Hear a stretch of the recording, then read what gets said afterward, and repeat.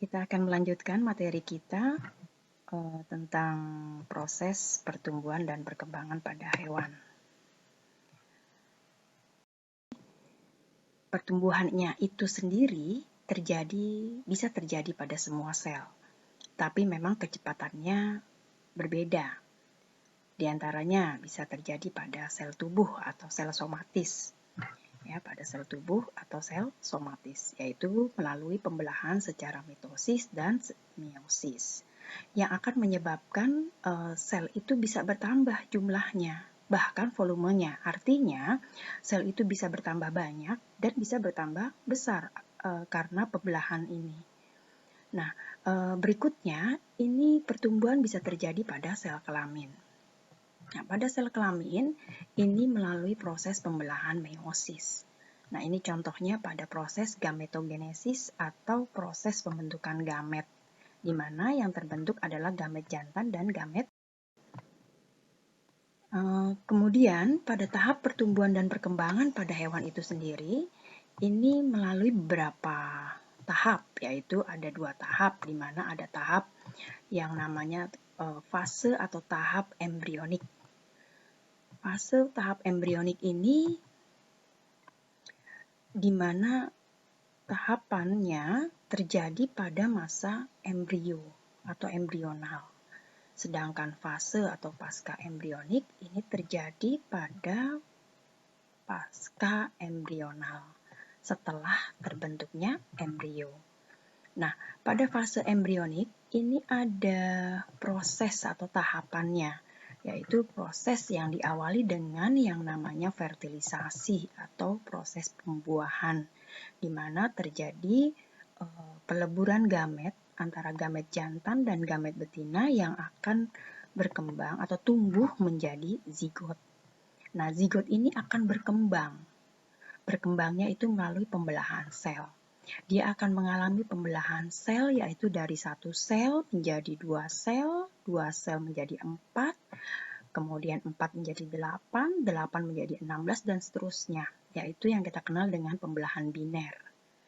Nah, kalau sudah mencapai pembelahan itu mencapai 32 sel, dia akan membentuk semacam gerombolan gitu ya, kayak semacam buah anggur. Ini yang kita kenal sebagai fase atau tahap morula.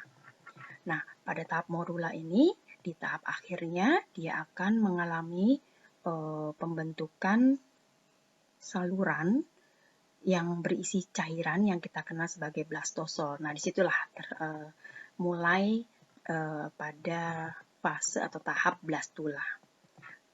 Prosesnya kita kenal sebagai blastulasi. Nah, kalau pada proses blastula ini kemudian dalam perkembangannya selnya sudah mengalami proses invaginasi atau pelekukan ke dalam prosesnya itu yang kita kenal sebagai gastrulasi, dan tahapannya atau fasenya itu adalah gastrula. Jadi nanti setelah tahap gastrula ini nanti di sini terjadi proses gastrulasi di mana akan terbentuk lapisan embrional. Ada lapisan ektoderm, ada lapisan mesoderm, dan ada lapisan endoderm. Yang nantinya dia akan berkembang menjadi bakal organ. Ya, di sini ada proses yang namanya diferensiasi. Diferensiasi dan organogenesis, pembentukan organ. Di mana di dalam diferensiasi itu terjadi perubahan struktur dan fungsinya, sehingga jaringan itu punya bentuk, punya struktur, dan bahkan fungsi tertentu. Dan inilah yang nantinya bakal calon organ. Sedangkan pada fase pasca embrionik, ini yang pada hewan, ini ada tahap yang namanya regenerasi dan mitosis. Kemudian, nih contohnya atau gambarannya bahwa fase morula itu seperti ini. Yaitu pembelahan yang tadi Ibu bilang bahwa 1 sel itu bisa membelah menjadi 2, 2 jadi 4, biner ya, dan seterusnya. Kemudian ini adalah fase blastula, di mana fase blastula tadi terbentuk rongga ya, rongga blastosol ya, kemudian akan terbentuk perkembangannya blastosol ini mengalami tahapan invaginasi. Invaginasi ini akan melakukan proses terbentuknya ektoderm, mesoderm, dan endoderm. Ini contoh.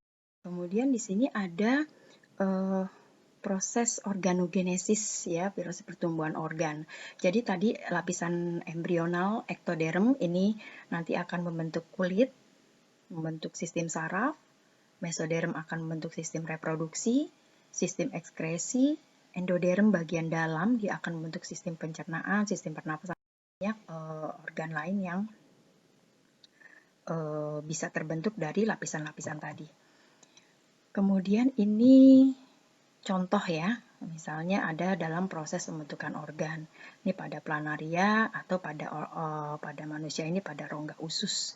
Jadi organ ya, bagian-bagiannya. Nah, pada fase pasca embrionik, ya, pada fase pasca embrionik ini tadi ada tahap metamorfosis dan ada regenerasi. Di mana kalau metamorfosis itu tahap perubahan bentuk pada hewan, yaitu dari tahap embrio sampai dengan dewasa. Sedangkan regenerasi adalah kemampuan organisme atau hewan untuk memperbaiki sel atau jaringan yang rusak atau mati, bahkan hilang. Jadi memang ada hewan-hewan tertentu yang punya kemampuan regenerasinya itu cukup tinggi. Ya, kemampuan regenerasinya cukup tinggi, jadi bisa berbeda dengan organisme lain. Misalnya pada planaria. Ya, di sini contoh pada planaria, jika dia dipotong bagian kepalanya, ya, di bagian kepalanya dipotong, ini akan membentuk dua. Ya, dia nanti akan jadi regenerasinya itu tingkatnya sampai tingkat organ. Ya, daya regenerasi planaria cukup tinggi. Sedangkan ini pada contoh metamorfosis, ya, misalnya terjadi pada metamorfosis serangga atau metamorfosis katak. Kalau pada serangga ini ada yang tidak mengalami metamorfosis atau yang kita kenal dengan ametabola, ya. Ini ametabola ini yang tidak mengalami metamorfosis. Serangga yang mengalami metamorfosis tapi tidak sempurna ini hemimetabola. Sedangkan yang sempurna itu holometabola. Nah, metamorfosis pada serangga ini contohnya nih, pada kutu buku. Ini termasuk yang tidak mengalami metamorfosis, ya. Serangga yang pertama tadi ametabola, ya, tidak mengalami. Kenapa? Karena dia tidak mengalami perubahan bentuk. Jadi dari telur, muda, dewasa sama semua, tidak mengalami perubahan bentuk, baik cuman hanya perubahan ukuran saja. Sedangkan ini adalah metamorfosis yang tidak sempurna, contohnya pada kumbang. Tapi ingat, bukan cuma kumbang, bisa misalnya kecoa, ya. Ini dari telur, kemudian dia akan membentuk larva, kemudian dia akan membentuk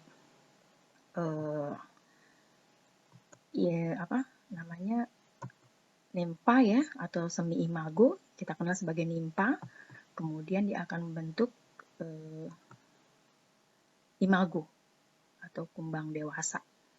Nah, apa bedanya nimpa dengan imago? Nimpa itu sebetulnya hampir sama, ya, artinya dia hanya ada perubahan ukuran dan warna saja, sedangkan struktur tubuhnya itu sama. Kemudian ini yang sempurna, ya, metamorfosis sempurna ini mulai dari telur, larva, kemudian pupa, dan imago. Ini pada metamorfosis kupu-kupu.